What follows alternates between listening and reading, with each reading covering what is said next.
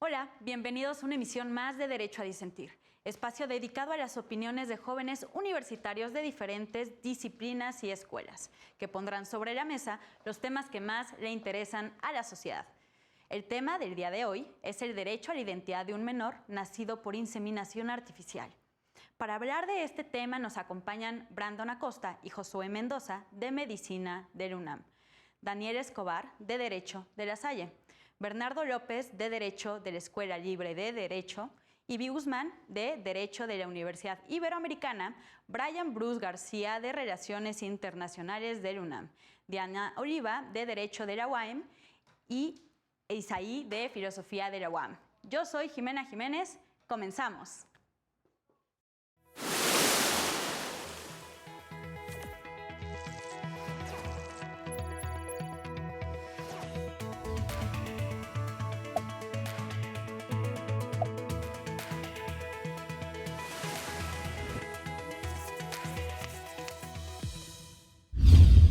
Una pareja contrajo matrimonio, pero se percataron de su incapacidad para procrear.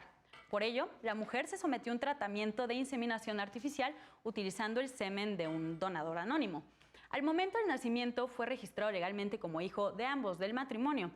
4 años después, el hombre promovió un juicio de divorcio y la madre posteriormente promovió un juicio ordinario civil sobre desconocimiento de paternidad en contra de su excónyuge, ya que no existía vínculo genético entre el hijo y el padre.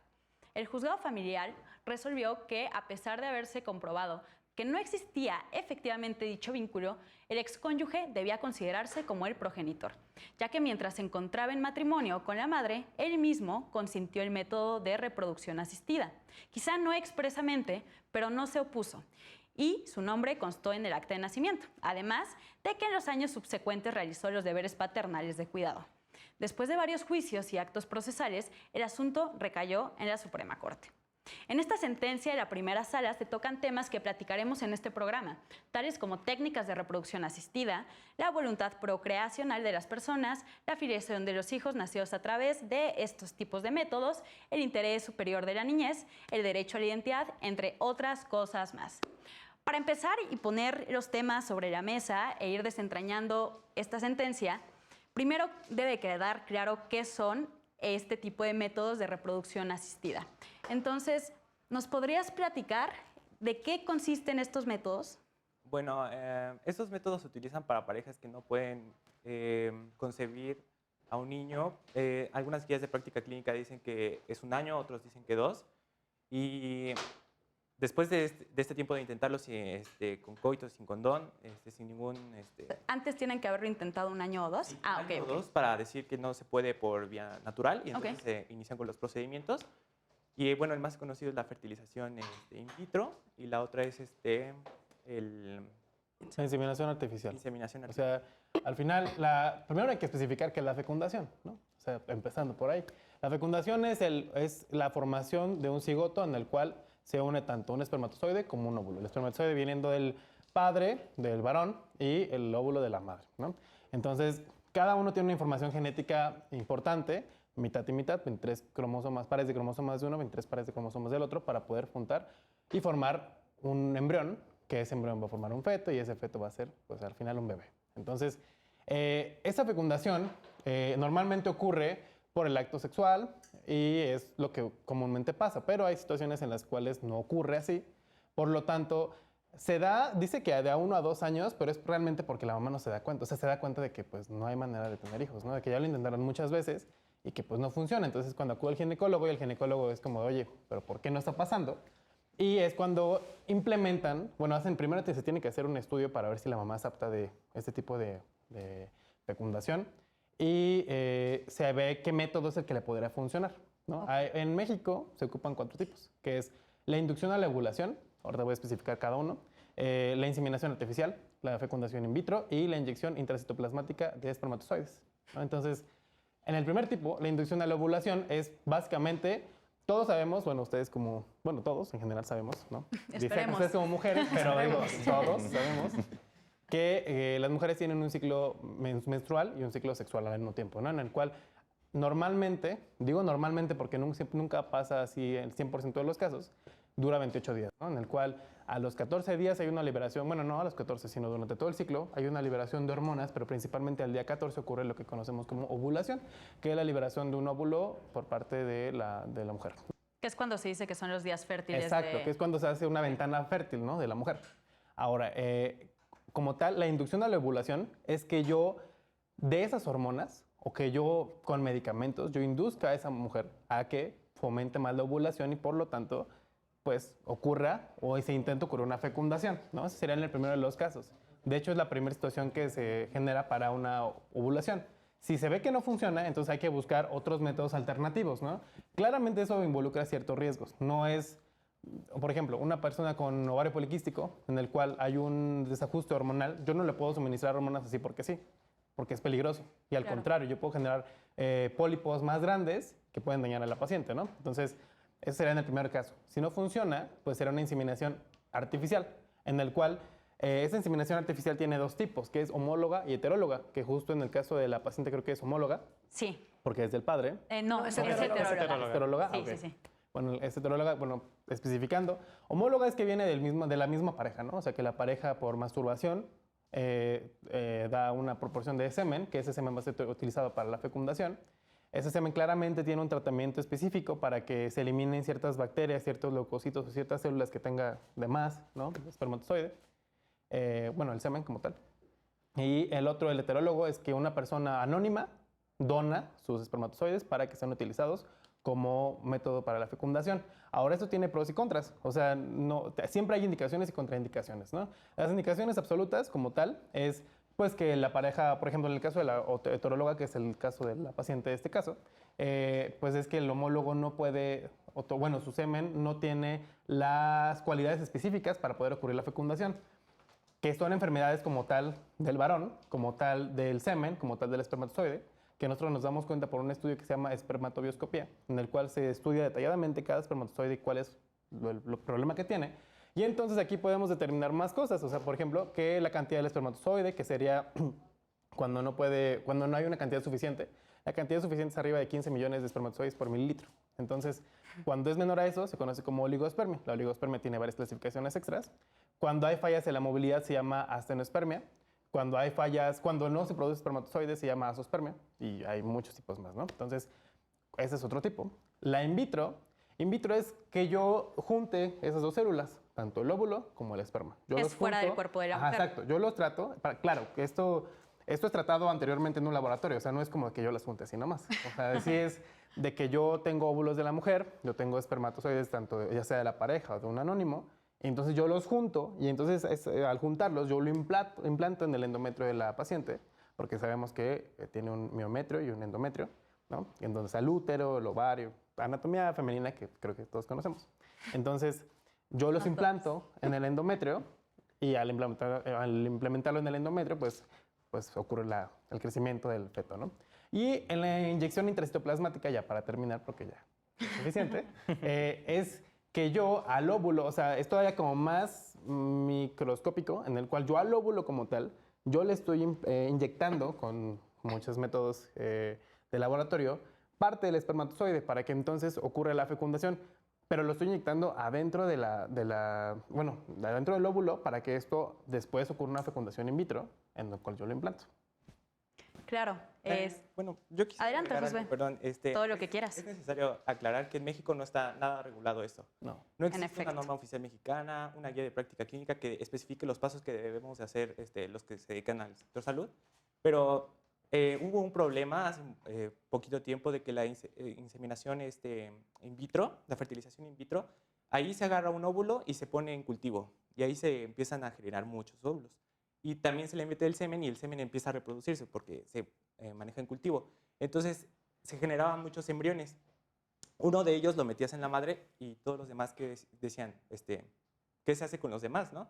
Porque salían millones, bueno, no millones, salían muchos. Entonces los demás se iban a un resguardo que se llama crioconservación. Y yo he leído, se está documentado que duran hasta 20 años, ¿no?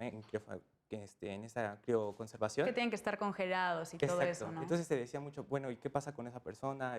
Su dignidad y todo eso. Entonces se usa más la fertilización Así es, ¿Artificial? perdón, artificial, sí. Inseminación. Donde se usa la aguja y ya nada más se ocupa un óvulo.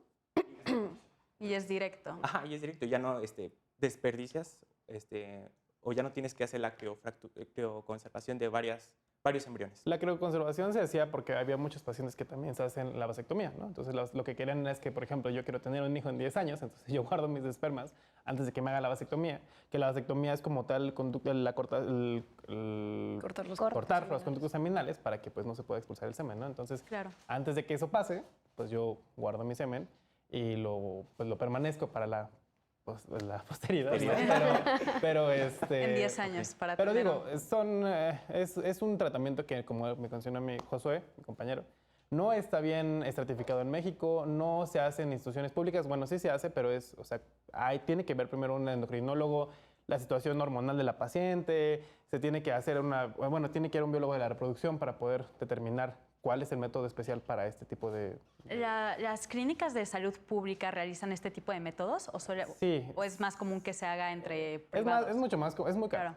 O sea, hay que especificar Claro. primero, es muy caro. O sea, muy, muy, muy caro. Y porque además, imagínate, o sea, si tenemos un espermatozoide conservado, para tener esas condiciones para que no se muera el espermatozoide, pues es mucho trabajo y es muy caro. Entonces, sí hay métodos que se implementan en la institución pública, ¿no? Creo que la inducción a la ovulación es lo más común y es lo más fácil, o sea, es lo más fácil, porque al fin y al cabo es hormonal, pero todo eso tiene muchas contraindicaciones. O sea, no puedes hacerlo así nomás porque sí. En la televisión pasan muchos comerciales de que aquí se puede embarazar, ingenes, ese tipo de cosas. Y no es tan así, porque realmente si no tienes un control hormonal o un control de la paciente, lejos del embarazo, o sea, puede haber más complicaciones. Claro, de hecho, todos estos temas, por ejemplo, algunos que hemos estado en la carrera de Derecho, nos los enseñan a través de una clase que se llama bioética. ¿Qué sucede? O sea, no hay regulación en México, como bien están diciendo, y en muchos países tampoco los hay. Y de hecho, últimamente ha habido un gran debate y un gran problema sobre la subrogación de vientres. Lo ético o poco ético que puede llegar a ser la explotación del cuerpo de otras mujeres, si se hace con el consentimiento de otra mujer, si se hace gratuito o se hace cobrando algún costo por prestar básicamente tu útero, ¿no? Que no se entrega al niño, ¿no? Luego que no se entrega al niño, pues la mamá que estuvo gestando se queda finalmente con el hijo o hija. Pero sí, hay muchos dilemas sobre ese tipo de métodos porque no hay regulación. Y han habido distintos proyectos, iniciativas de ley, pero ninguna ha pasado. Entonces están ahí en la congeladora de nuestro Congreso porque pues no es un tema prioritario para ellos, quizá, o quizá por otra razón. Pero, pues bueno, esto sucede. Este caso, nace un hijo por la inseminación artificial heteróloga. Sí, es heterólogo. Es heterólogo, sí. Y pues ya, nace. El padre no se opone, pero dice la madre que ella da todo el material económico para que pueda llevarse a cabo esta inseminación y por ello después viene reclamando la paternidad de este sujeto. Bueno, del excónyuge. Hay otro dilema aquí que me gustaría tocar con ustedes. Isaí, igual nos puedes ayudar un poquito, pero es como la importancia o por qué la gente le da tanta importancia a tener hijos biológicos. ¿Por qué no pueden simplemente solo adoptar y pues dejarse de este tipo de cosas? Estos temas se vuelven interesantes a un nivel social, digámoslo, y lo podemos entender desde estas nuevas visiones que les llaman perspectiva de género. O sea, ¿cuál es la importancia de que un hombre tenga hijos? Lo pueden ver a través de la historia y justificarlo biológicamente, culturalmente. No, pues que el hombre necesita la reproducción, necesita una descendencia, quién va a heredar la tierra, porque la mujer había sido tratada de manera distinta, ¿no? Postergada. Entonces, pues, socialmente se van repitiendo esos patrones. Pero en la actualidad decimos, bueno, ¿y qué necesidad tiene un hombre de heredar terreno? O sea, ya no damos dote, las mujeres ya no se tratan igual, etcétera, etcétera. Entonces, esos cambios no han hecho lo suficiente. O sea, aparte del afecto que tiene un padre por los hijos, padre no es el que engendra, es el, etcétera, etcétera, sigue cierto estatus. es que el hombre debe de ser el que embarazó a la mujer. Ese podría ser un tema. Otro tema es que, pues si yo tengo apego y me dicen que es mi hijo, ¿por qué no lo va a hacer? Aunque yo no lo haya, aunque no haya sido mi esperma el que causó ese embarazo, etcétera, etcétera. Entonces, sí hay un fuerte peso social que también se tiene que ver. Ya dentro del estudio dicen no había una jurisprudencia que nos dijera, etcétera, etcétera. Las jurisprudencias que salen a través de esto, que se ve en lo social, que no está en la ley escrito precisamente, entonces se ve que no pierde la paternidad por mantenerse una presión social. Ajá. Porque también pueden decir, y bueno, ¿el papá realmente quiere mantener esa relación con su hijo o hija? ¿Sí o no? ¿Por qué? ¿Por una presión social? ¿Por una cuestión afectiva? ¿O por algún otro método? Porque también hablan de contrato. O sea, cuando uno habla de contrato, entonces el niño, que también lo dice la mamá, es que el niño no es un producto, no es algo de que yo contrato y el producto va a ser el niño. Claro. No. Pero también se ve desde ese punto de vista, o se menciona dentro de los amparos que promueven. El niño no es un producto. Exacto. Sí. Por supuesto, de hecho, lo que se tiene que ver aquí, y lo que es muy importante, que ahorita vamos a tocar, es el interés superior de la niñez, de los menores, de los niños, niñas, porque la filiación y la paternidad justo no es un derecho de los padres, es parte de proteger el interés superior del menor. ¿Por qué? Porque pues tiene derecho a tener una familia, independientemente si es una familia con un solo madre, con una sola padre, con dos mamás, con dos papás, pero bueno, tener una familia y crecer en ese seno, ¿no? Ivy, ¿querías agregar aquí algo? No, justo lo que acabas de comentar de el derecho de filiación, ¿a quién pertenece? ¿Realmente pertenece a los padres? Yo creo que la óptica aquí, claramente, quien tiene ese derecho es el menor.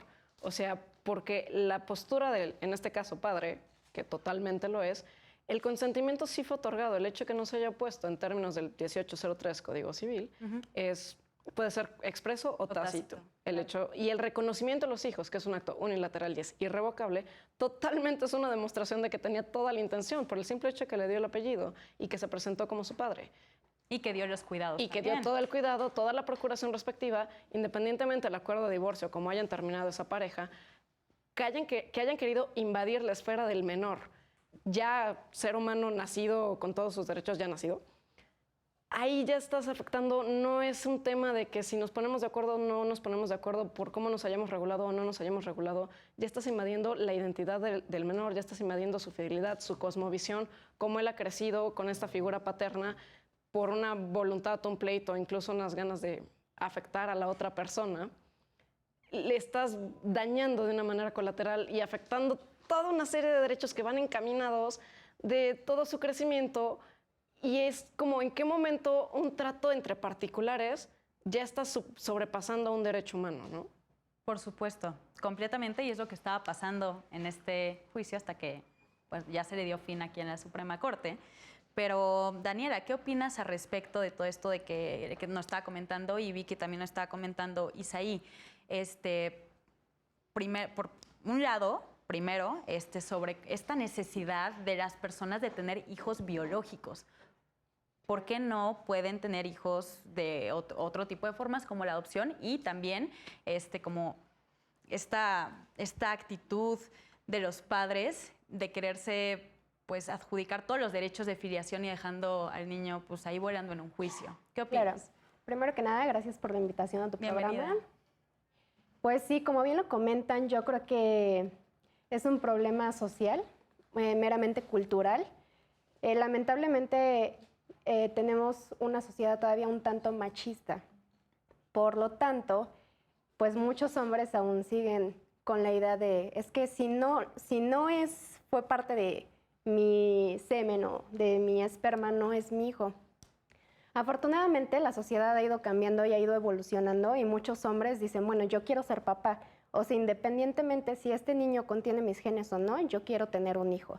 Y pues obviamente con estas nuevas técnicas de reproducción que se han ido dando con el paso de los años, pues logran tener este acercamiento a la paternidad, ¿no? Si no necesariamente de un lado biológico, pues al final es una elección que se hace en pareja. Aquí creo que pues la mamá fue un poco egoísta al decir, ya es que ya no quiero que sea tu hijo, ¿no? Y no se puso a pensar realmente en las necesidades que tiene el niño, en el derecho, como comentaba Ivy, que tiene el niño de saber de dónde viene.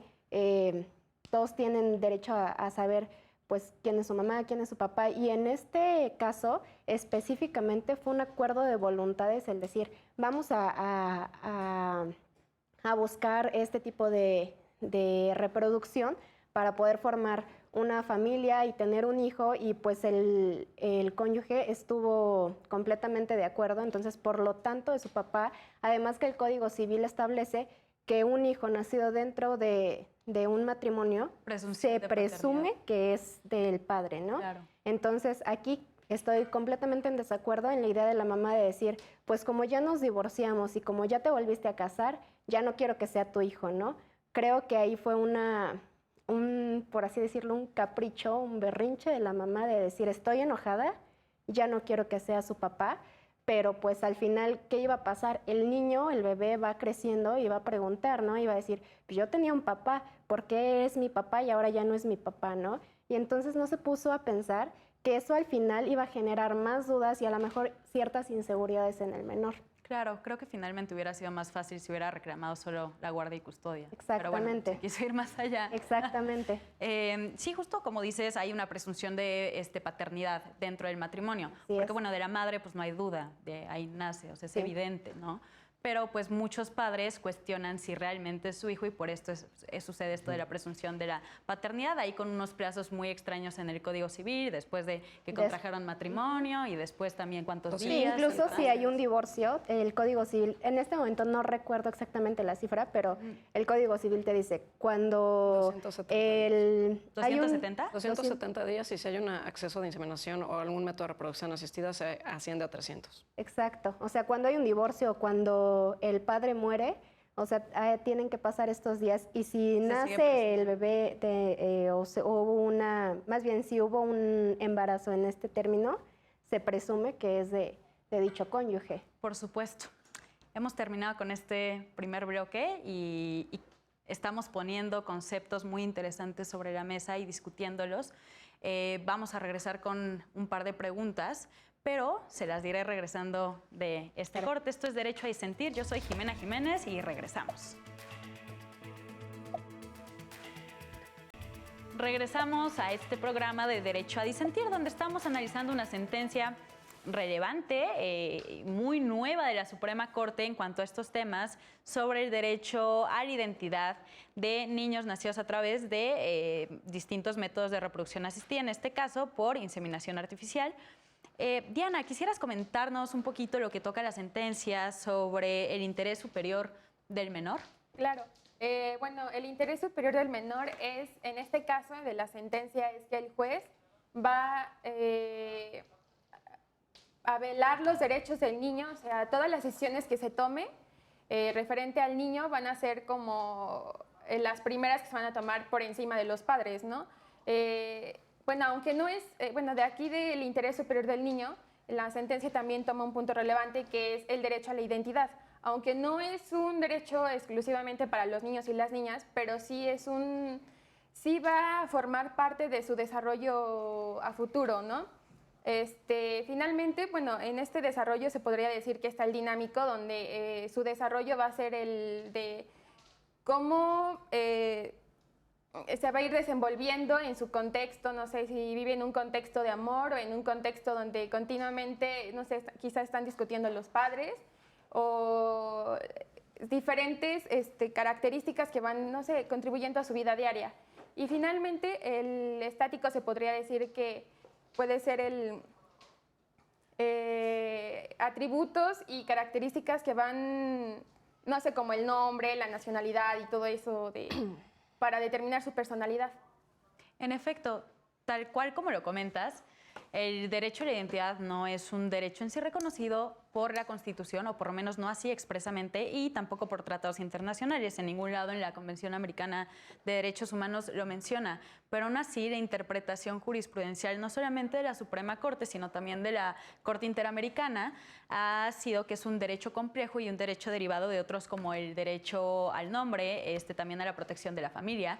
Y pues, como bien comentas, hay un aspecto dinámico, ¿no? Entonces, aquí también entra toda esta importancia de saber la verdad biológica de un menor. O sea, un menor tiene el derecho a saber quiénes son sus padres biológicos. Pero aquí hay un problema en la inseminación artificial cuando es heteróloga, cuando el donador del esperma es anónimo. ¿Cómo va a saber el menor quién es su padre si en sí el sistema de donación de espermatozoides lo hace ser anónimo? Entonces, Josué, ¿qué opinas sobre la necesidad o la importancia de las personas de conocer su verdad biológica? ¿Quiénes son sus padres? Entiendo que podría ser importante en el caso de saber a qué enfermedades puedes estar más propenso por ser hereditarios o todo eso, pero tú sabes un poquito más de eso. Bueno, en cuanto a México no sé mucho porque, pues, como dije, no hay normas oficiales mexicanas, pero, por ejemplo, en Estados Unidos sí está muy regulado. Okay. Se hacen estudios, por ejemplo, socioeconómicos y psicológicos de cómo es la dinámica familiar entre la pareja para que no ocurran precisamente estos hechos. Todo esto para velar por la beneficencia de la paciente, que es la madre, y por el hijo, para que no sufra estos problemas de identidad, estos problemas de su entorno social, que ya se le cambió el nombre, el apellido, todo para que no suceda esto. Lo que me preguntabas acerca de saber quién es el padre, como tú bien lo dijiste, y sí, es anónimo, y sí es necesario que el niño sepa, porque, por ejemplo, en algunos procedimientos de medicina se llega a pedir sangre, y, por ejemplo, el niño puede decir, no, él es mi papá, y entonces el médico, si no tiene tanta pericia para decir, a ver, vamos a hacer pruebas, el médico puede asumir ya que tiene el mismo tipo de sangre, cuando en realidad no es. Entonces yo sí veo bien, perdón, que se determine, que se le diga al niño, que se le informe, ¿sabes qué? Obviamente cuando ya comprenda la gravedad y claro, toda esta circunstancia, que se le diga, oye, tú fuiste criado así, te adoptamos.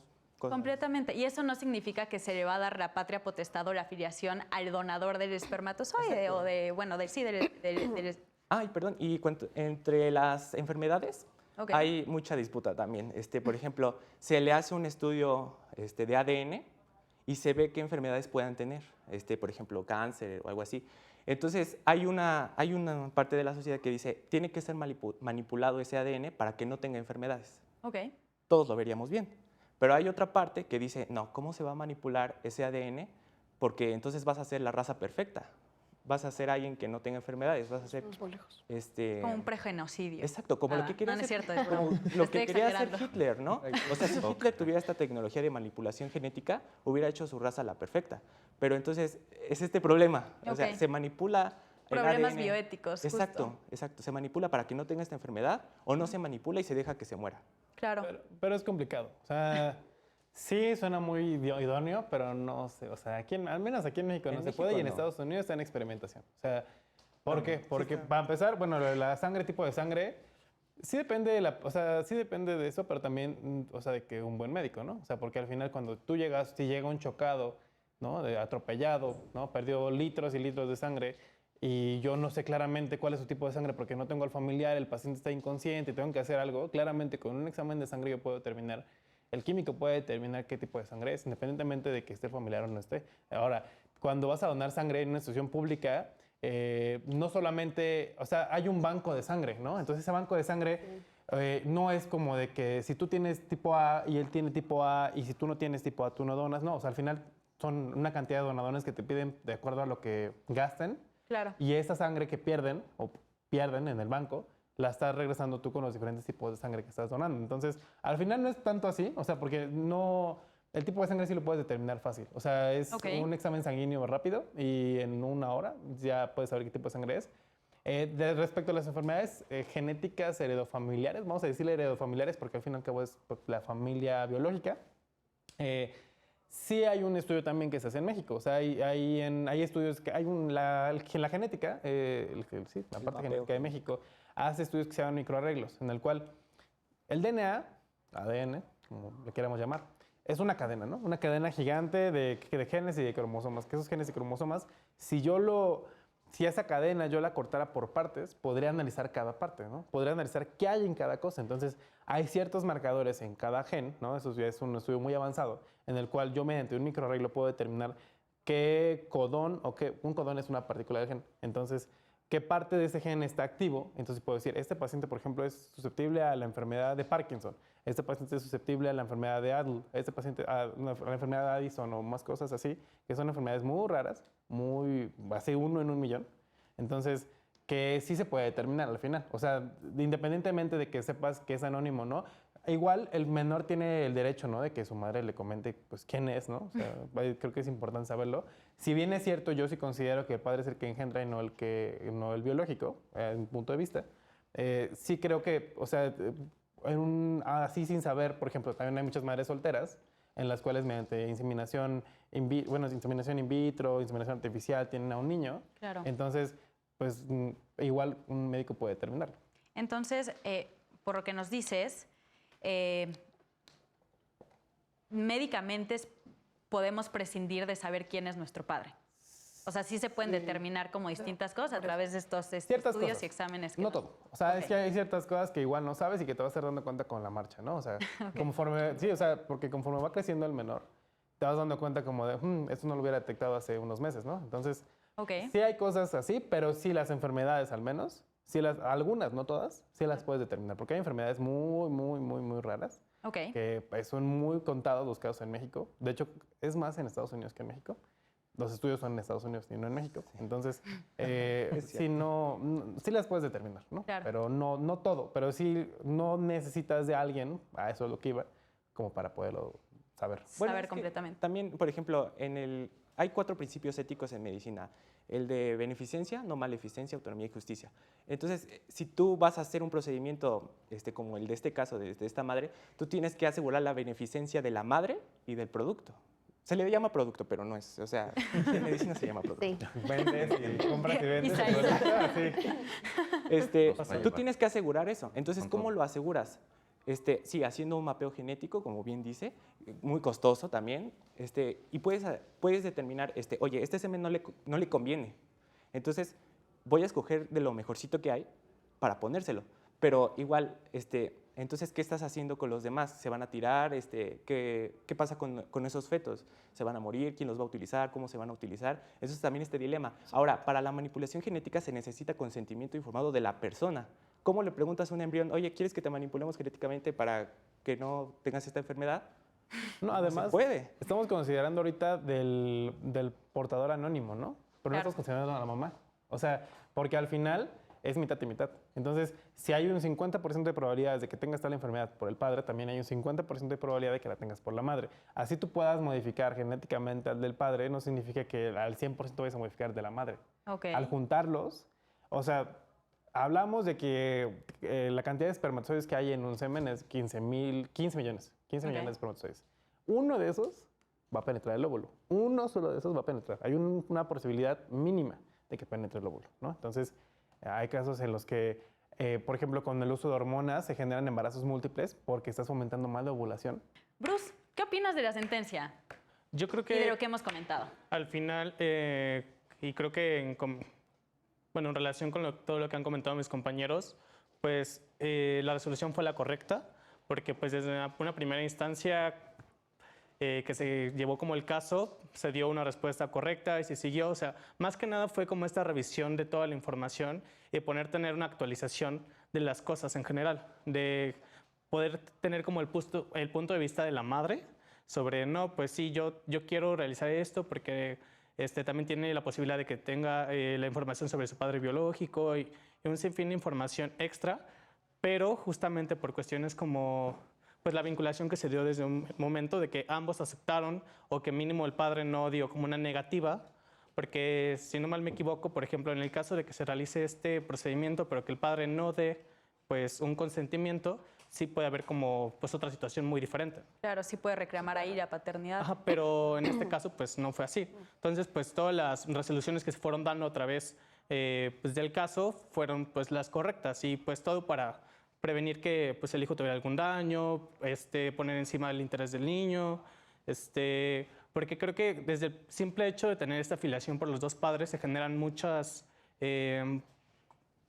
pues como beneficios para el niño. O sea, Y obligaciones de los padres. y justamente hay obligaciones. Entonces yo creo que, como había comentado alguno de mis compañeros por acá, pues sí fue como un poco egoísta o como fue ver más allá como del bienestar de su hijo el querer realizar esta acción por parte de la madre. Claro. Que, por ejemplo, me parecía muy interesante lo que estaban comentando hace rato de, pues en este caso, ¿qué pasa si es un donador anónimo? Pero pues hay miles de casos en los que se ha realizado que no son donadores anónimos y que el hijo también dice, no, pues yo quiero saber quién es mi papá biológico, ¿no? En dado caso de que sí se sepa quién es.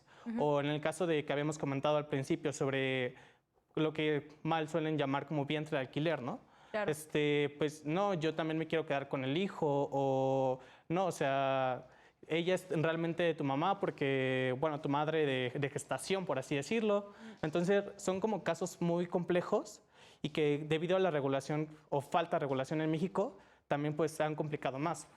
Porque pues no solamente es en el sistema pues, médico en general, ¿no? También ya es una cuestión como de dinero, o sea, como de clases sociales. Porque, por ejemplo, ¿quiénes tienen acceso a este tipo de pues de procedimientos? Generalmente la gente que pues cuenta con pues el dinero para realizarlos. También se está dando como un tipo de discriminación hacia las personas por no tener dinero para poder generar este tipo de asistencia para la reproducción. En efecto, era un tema muy interesante que quería tocar, qué bueno que lo comentas, pero es esta parte social de la reproducción asistida.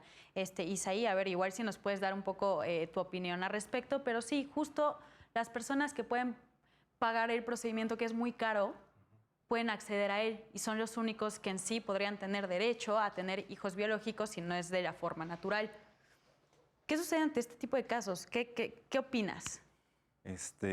Bueno, no solo se ve en cuestiones de inseminación artificial, se puede ver ya posteriormente desde la adopción. O sea, es más fácil que gente que tenga una clase social distinta y más que nada los recursos suficientes, pueda adoptar más fácil a alguien que no presente esos recursos. La adopción sí es un proceso y que lo lleva, también necesita que el niño tenga una identidad, que sepa que no son propiamente sus padres, sí, todos esos temas también son interesantes. Pero pues, ahora sí que no quiero poner ejemplos tan triviales, pero hay personas famosas que tienen hijos 3, 4, 5 de distintas nacionalidades y no hay ningún problema. Pero si alguien quiere ir y yo necesito adoptar, pues a ver tus ingresos, a ver tu panorama psicológico, tu panorama social, cuántas enfermedades, dónde vives, con quién, para qué, y si tienes los recursos suficientes para mantener la dignidad y el interés superior de la niñez, ¿no? Todos estos temas también se mencionan. Y hablo mucho del peso social porque incluso, aunque estés bien en derecho y seas el primero, la presión que se genera socialmente es demasiada. Porque pueden decir, ¿cómo puede ser que tengas un hijo si ni pareja te conocemos, ¿no?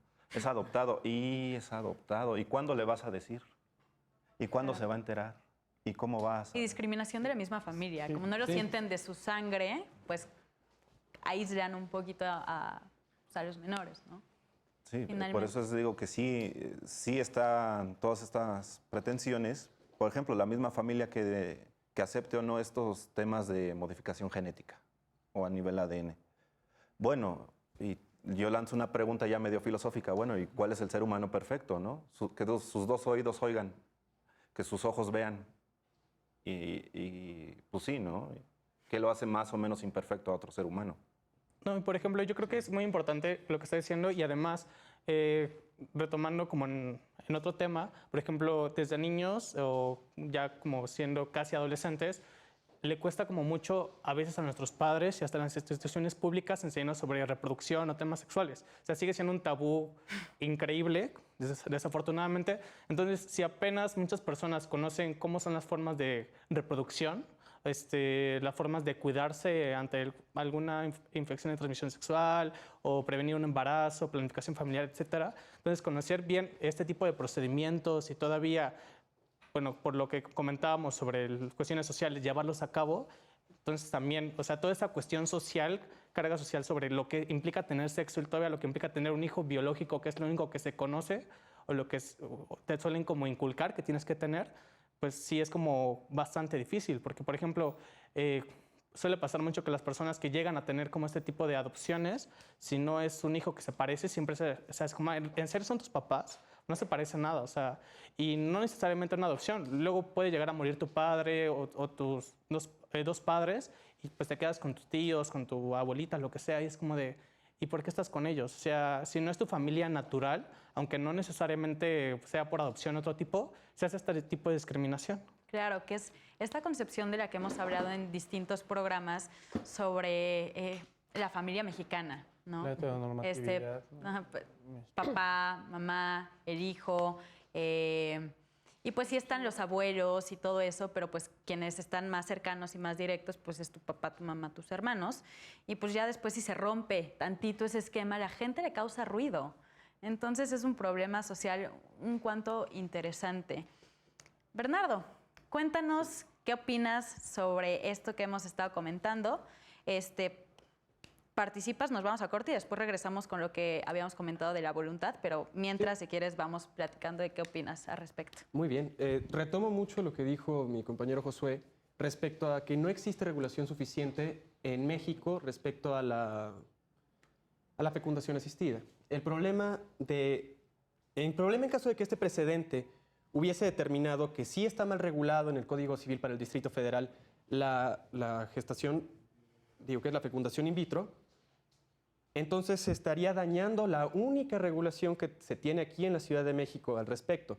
Estarías destruyendo con precedentes algo que es beneficioso inclusive para todos. El problema que puede enfrentar el niño entonces, cuando un tribunal le dice, ¿sabes qué? Él no es tu papá porque firmaron un contrato y el contrato es nulo y tu apellido ya no es X, le estarías haciendo un daño aún mayor y lo estarías exponiendo innecesariamente a que lo estuvieran discriminando. Claro. Y a que lo trataran diferenciadamente solamente porque, híjole, es que nació por fecundación asistida, ¿no? Y a fin de cuentas, expones al niño, le causas una crisis de identidad y al final acabas haciendo más daño que el bien que pretende o pretendería hacerle la mamá al desconocer al padre. Y las consecuencias entonces de un precedente que hubiese tirado este artículo del Código Civil para el Distrito Federal hubiesen sido desastrosos. Entonces ya tienes la manera fácil de todas las personas que en algún momento concibieron de esa manera de lavarse las manos. Ya no me gustó mi familia, me lavo las manos, no es mío. No es mío, claro. Yo no doné el esperma, no es mi esperma, no soy biológicamente su padre, ya me voy. Entonces, darle esa salida a las personas, pienso yo que es bastante peligrosa. Sí, si hubiera otra interpretación justamente hubiera sido muy, muy peligrosa. Exacto. Y aparte, echar atrás la poca y única regulación que hay al respecto, porque la única regulación que hay al respecto sobre estos temas es la civil. Porque no, bueno, creo que en la Ley General de Salud hay una sanción a las personas que hacen inseminación sin el consentimiento de la mujer. Pero fuera de eso no hay ninguna otra. Entonces, pues echar para atrás el poquito adelanto que ha habido, sobre todo en el Código Civil, que es arcaico y es desde hace añísimos y no se ha cambiado casi nada, entonces hubiera sido desastroso. Hemos terminado con este segundo bloque. Regresamos para terminar de hablar ciertos temas que todavía nos faltan, pero está muy bueno. No es discusión, es como más un conversatorio donde todos estamos aportando desde las diferentes disciplinas. Pero bueno, regresamos después de este corte. Yo soy Jimena Jiménez, esto es Derecho a Disentir. Regresamos a esta transmisión de Derecho a Disentir, donde estamos hablando de una sentencia relevante de la primera sala de la Suprema Corte en cuanto al derecho de identidad de los menores nacidos a través de inseminación artificial. Bernardo, estábamos contigo y quiero que nos comentes, nos desarrolles y opines sobre un tema crucial en esta sentencia y en este caso, que es la voluntad de las personas. Sobre todo la voluntad en cuanto a la paternidad. Entonces... Y es sumamente interesante en este caso. El padre consiente el padre y la madre consienten que se utilice un donador anónimo para poder fecundar a la madre. Aquí lo interesante está en que se pretende que este acuerdo de voluntades sea nulo, porque sí, evidentemente no se puede celebrar un acuerdo de voluntades respecto de la vida humana, pero también hay que ir al otro punto de vista. Finalmente, cuando biológicamente y naturalmente pueden tener hijos el padre y la madre, hay un acuerdo de voluntades. Generalmente es consensual, y esperemos que siempre sea consensual. Esperemos. Idealmente. Ahora, ¿qué pasa en este caso? Pasa algo muy similar. Hubo acuerdo entre ambos que querían ser padres de familia. Al haber acuerdo, ¿cuál sería entonces la distinción de aquellos que decidieron tener el hijo por vías naturales? Pienso yo que la única diferencia que pudiera existir es que uno fue en un laboratorio y el otro no fue en un laboratorio. Entonces, habiendo visto esta distinción, pienso yo que tratar de argumentar la nulidad del acuerdo de voluntades sería tan absurdo como tratar de anular a aquellos padres que tuvieron a su hijo conscientemente y plenamente de acuerdo, como si hubiera una salida fácil. Pero Sencillamente. si no es su espermatozoide. Pero a fin de cuentas, él quiso que no fuera su espermatozoide. Ok. Él decidió que no fuera así. Su esposa lo consintió, también decidió que no fuera así. Como ambos se pusieron de acuerdo en ese sentido, no hay manera en la que puedan salir.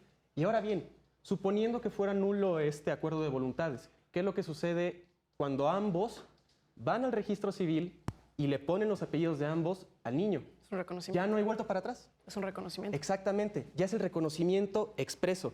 Y ahí pasa la filiación, que Sí, es que justo el aporte que más hace relevante, yo creo, más trascendente aquí es la fuente de la filiación, porque uno de los argumentos que hace la esposa es que si no es origen por biología y no es origen por adopción, no tiene ningún tipo de vínculo con el menor. La conclusión a la que llega la Corte es que por el hecho de que haya actuado, ponderado y procurado al menor de cierta manera, totalmente es una fuente de filiación para con él.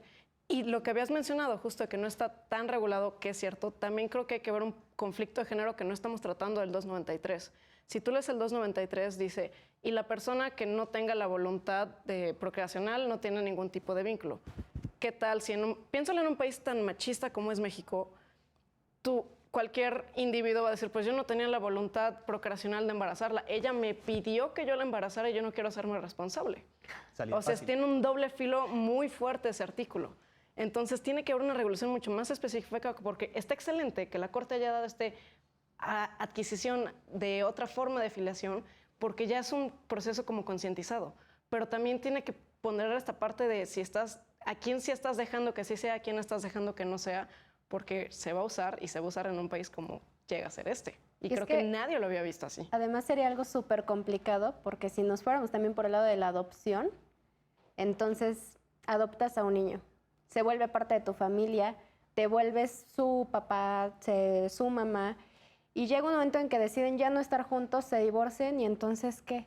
O sea, llegas y le dices, no, ya no quiero que él sea tu papá, ahora va a ser fulanito, o sabes que ella ya no va a ser tu mamá, va a ser sutanita, o ya no queremos ser tus papás, te vamos a regresar. O sea, podría ser como un equivalente al decir, es lo mismo, o sea, no puedes simplemente regresar al niño o decir, ya no te quiero, ¿no? Ahorita sí y mañana ya no. Sí, no, el Entonces, derecho debe cubrir esas exactamente. irresponsabilidades afectivas que de repente pueden tener algunos Exactamente. padres, ¿no? Y vele el interés superior, justamente. Exactamente. Siempre Justo viendo ahí. por el interés Tienes que proteger superior. al niño, ¿no? O sea, sí, a lo mejor ya te divorciaste y a lo mejor sí, no sé, como papá o como mamá, ¿no? Porque no hay que generalizar. Ya no quieres convivir ni con el otro progenitor ni con el niño. Pues sí, pero tampoco puedes negarle al niño ese derecho. Al final, en cierto momento, tú estuviste de acuerdo en que esta persona fuera el papá o la mamá y no puedes decir siempre, ¿qué crees, hijo? Ya no me gustó, ¿no? Vamos Siempre a no. cambiar de modelo. Ya no O me sea, caes bien. Ya no me cae bien, entonces, como ya no me cae bien, pues déjate, busco un papá o una mamá nueva, ¿no? O sea, no se puede. Es lo mismo, hay que proteger al niño. En efecto, perdonen por interrumpir esto, que está muy interesante, pero estamos a punto de terminar este tercer bloque. Nos faltan unos cuantos minutos, pero me gustaría para que lo pudiéramos cerrar con sus conclusiones. Entonces, Josué, iniciamos contigo.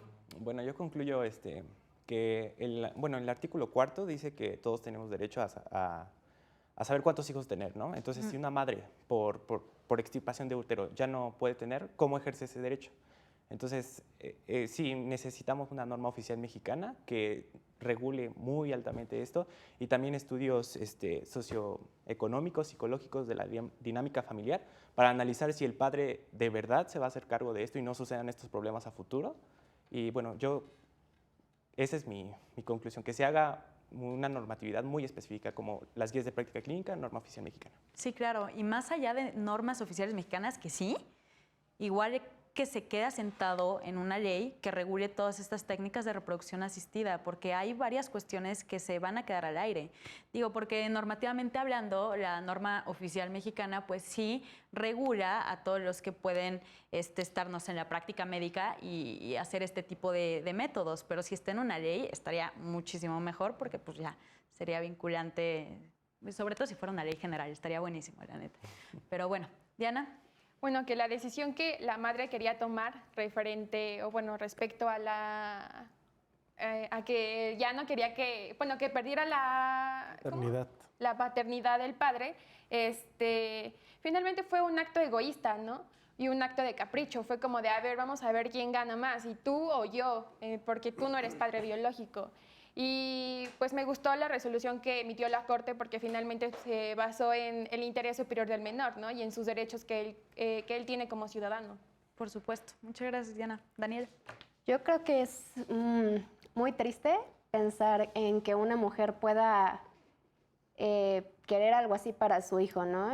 Yo creo que no le hubiera gustado que hubiera sido al revés y que el papá hubiera llegado y le hubiera dicho, pues es que no es mi hijo biológico y lo siento, ¿no? No te voy a dar dinero y tampoco lo voy a ver y no voy a convivir con él y no importa el lazo afectivo que el niño haya creado conmigo, pues me voy, ¿no? Entonces pienso que fue una decisión muy egoísta, muy poco asertiva. Afortunadamente, pues en esta ocasión la Suprema Corte dictó de manera correcta, se vio siempre pues salvaguardar justamente el bien superior del menor y creo que como país nos falta mucho en esta materia, legislar, crear leyes que realmente protejan a este tipo de niños que son o que vienen al mundo pues por este tipo de técnicas, ¿no?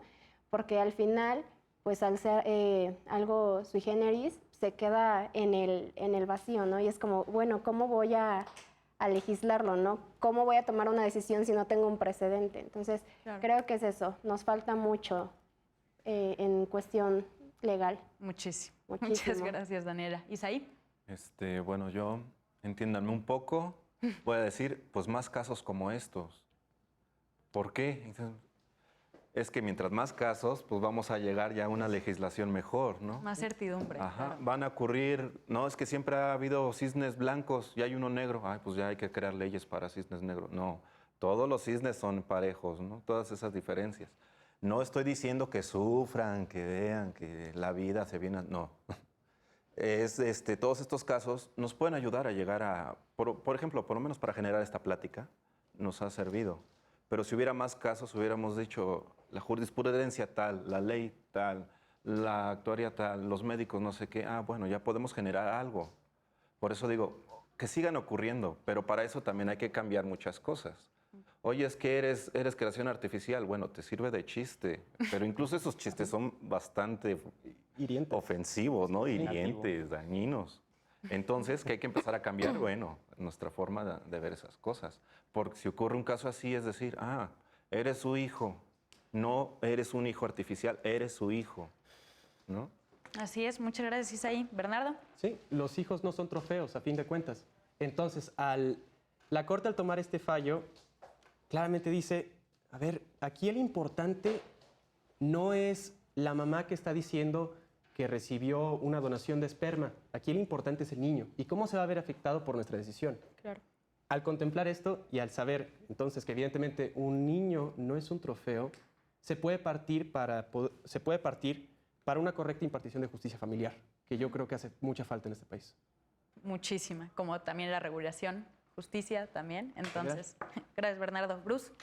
Yo creo que en este caso, y se puede notar en muchos otros, que los avances tecnológicos van un paso más arriba de la jurisprudencia de las leyes, especialmente en nuestro país. Sí. Porque justamente ya existen bastantes métodos para la asistencia pues, de la reproducción y no hay pues, leyes, no hay pues, realmente mucho a dónde irnos para poder resolver este tipo de casos. Por ejemplo, estamos mencionando precisamente el Código Civil del Distrito Federal, pero también, como comentabas, ¿cuánto tiempo tiene sin actualizarse? ¿Cuántas fallas o cuántas otras medidas puede tener gracias a que pues, no existen estas regulaciones correctas? Claro, muchas gracias, Bruce. Brandon. Pues dos cosas.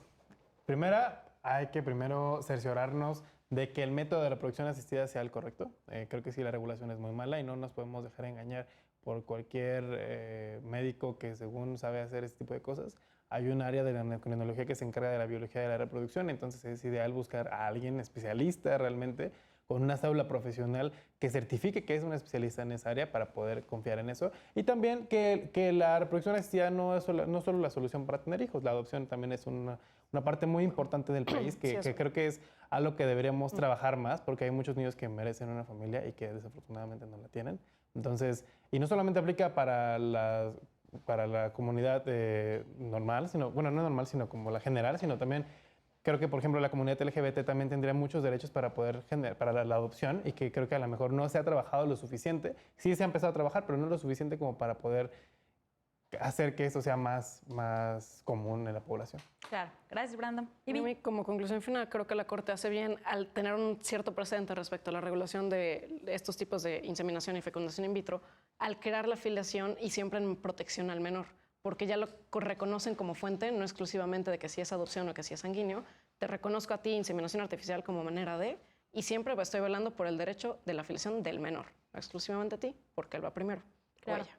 Sí, digo, simplemente son pues, porque son más vulnerables que dos adultos ya hechos derechos y conscientes, ¿no? Entonces, por eso peleados. siempre- Ajá, así es.